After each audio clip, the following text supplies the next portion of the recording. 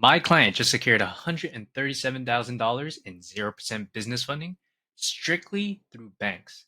So we didn't go through any shady lenders, no crazy interest rates, or we didn't have any merchant cash advance loans. And today, I'm going to be showing you exactly how we did it. I'll be breaking down the exact data points that you need to have the same success so we can replicate this. And I'll also review the four banks that we use to make this all happen. Plus, if you stick around until the end, I'm going to be sharing a critical mistake that could cost you thousands if you're not careful with this.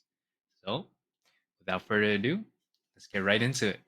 And if you're new to my channel, my name is Chess. I've secured well over 400K in total in business funding for my businesses, and I help business owners and entrepreneurs just like yourself secure funding for their business. So that's how you know everything I teach here is based on real world experiences. Not like a lot of people just talking out their ass. And these experiences are either from my personal journey or from my client's journey as well. All right, let's talk about my client's credit profile before we even applied for the funding. Let's get into it. All right, so let's talk about my client's credit profile before we even applied for funding. Why? Because this is super crucial because banks don't just give out six figures to just anybody. And here's what his credit profile looked like at the time of our applications. So we had TransUnion at 755, Experian at 766, Equifax were at 789. So pretty solid scores at the time of applications, but when we first met him, his credit scores were relatively lower. They're about 720 on each respective bureau. His hard inquiries, we had a couple hard inquiries pretty high. We decided to remove these before going into business funding, so we're pretty solid on inquiries there. So let's dive a little bit deeper on how his whole credit was, his whole credit profile. The credit utilization, we were at 30%. Ideally, a lot of people they're saying under 30% is completely okay, but for the best results, I always recommend everybody to go under 10%. So we dropped his utilization significantly. We paid it down under to 8% at the time of application, so we're completely solid there. This shows a lot of banks and lenders that we are very responsible. We can control our the credit that we have, and we're very responsible. So makes us very attractive to the lenders when your credit utilization is a bit on the lower side. So our oldest credit account was from 2023, so that's only about a little bit less than 2 years of age. So to solve this, we added an authorized user on his account. We added one with a little bit higher of age, so around 7. So that brought his average age to around 5 years. So ideally, lenders they do like to see over 5 years of age. I've heard a lot of banks nowadays they got a little bit more strict. They like to see at least two personal accounts, two primary accounts actually, with at least 2 years of age. That would give you a little bit more strength, but I always like to say over 5 years of age will give you the best kind of approvals. All right, his total credit limit, we were at $24,000 at the time of approval. I recommend everyone have at least 15 to 20K in total credit limit before applying. The more the better, obviously, but anything over 100K, you would ideally want to lower this. So we were at a good kind of standing point at 24K. So we were solid on here. We did not have to add anything on the personal side. So this actually helped him out when we're going on the business side. Since all his personal inquiries were relatively low, we didn't have to apply for anything. His highest personal limit was at 12,000. Ideally, I will want someone to be at least 10,000. I don't work with anybody if their personal limit is under 10,000 on one card. But if I would work with them, we would raise everything up, try to get at least one personal credit card reporting at 10K.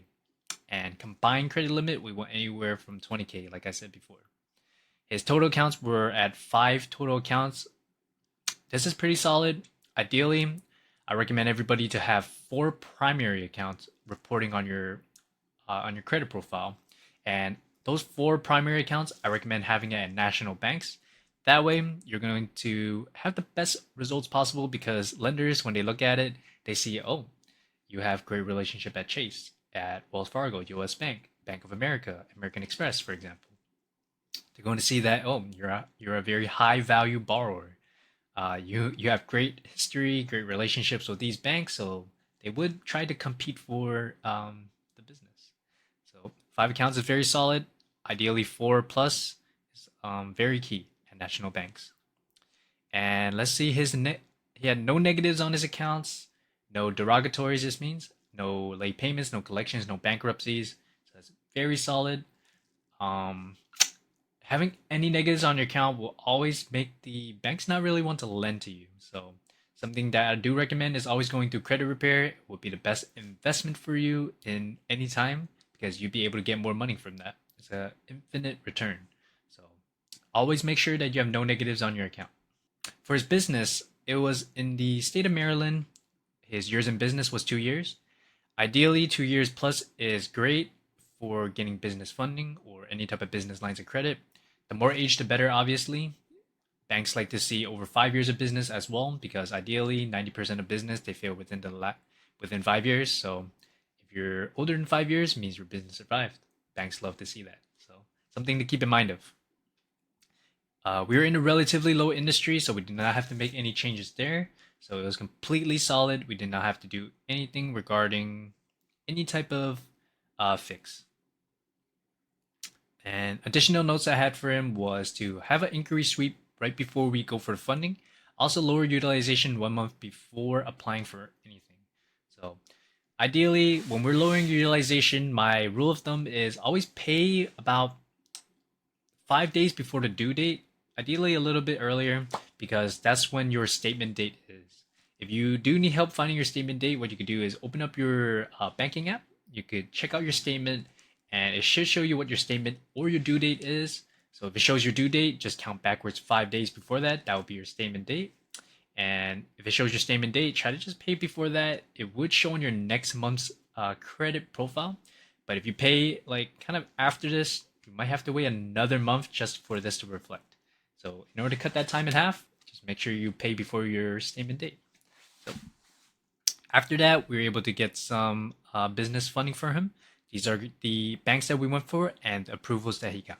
So with his first LLC and our first sequence we went for him, we got two chase cards, one after the other. We got 50K on one card, 25K on another. Beautiful. We got American Express. We got two cards for 20K in total. We're going to be able to 3 times the limits for both of them in about 61 days. Actually, it should be time for that very soon since we got this in January. Truist, we went for one card. We got 17K limit. We would be going for a business line of credit as well. And last, we got Wells Fargo. I got this recently as well, 25K, and we would be going for a business line of credit as well for this too. That's kind of my strategy I like to give everybody. After you get a business credit card, you could go for a business line of credit as well. That's because the business credit card usually is no docs or low docs. So after that, business line of credit, if you do have a great business with revenue, always good to go for a business line of credit as well. But business line of credit, they do require you sometimes to show your documents like 3 months bank statement, your profit and loss statement, or some type of tax forms to show them that you are in business. So that's why we want to go through the credit card first and then go through the business line of credit. Or they'll kind of give you a lower limit on the business credit card side. All right, so in total, we got $137,000 in 0% funding. What's the best part of our whole sequence together? Every single one of these applications was secured on the first try. There was no denials. There was any back and forth with anybody. We just had a clean sweep of approvals. And why? That is because we had the right strategies in place before applying for all of these products. So if you're watching this and you're thinking, how can I do this too? How can I do this too?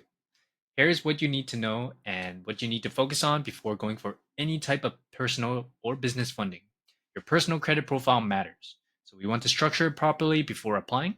We want ideally over 700 credit score before doing anything. This means 2 to 10% utilization. The older your credit, the better. Ideally, you want 5+ years of age, and we want to have comparable credit. So high limits between 10 to 25K for one card, and your combined limits ideally over 15 to 20K. Banks, they usually approve you for 2 to 3 times your personal limits, and you won't be able to get approved for a 50K card if you only have a 2K combined personal limit. If you have the highest credit card limit is under $20,000, we need to build it first.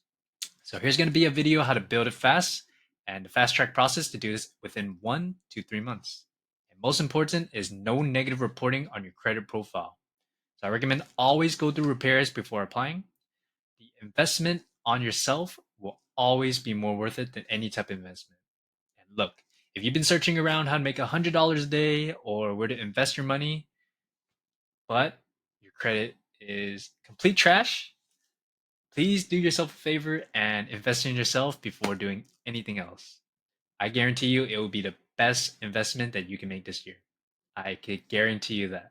All right, next, before applying for anything, I want you to avoid adding too many new personal accounts before applying for any type of business funding. You want to be always, you always want to be strategic with your relationships you build even on the personal side of credit. And last, I recommend you to work with relationship managers because this is how we secured our highest limits. Listen, business funding isn't just about getting money. It's about using the money to actually grow your business. I know a lot of people they like to chase credit limits just to show people, hey, I got 100K in limits, but that's not what we do here. What we do here is we use the funding strategically to scale our businesses the correct way. So now, if you need one-on-one help to actually secure 100K plus in business funding, or if you want it completely done for you, apply to join my mentorship or my done for you program in the links in the description below or in the pinned comments as well. This is CashflowChes. I'll see you guys in the next one. Peace.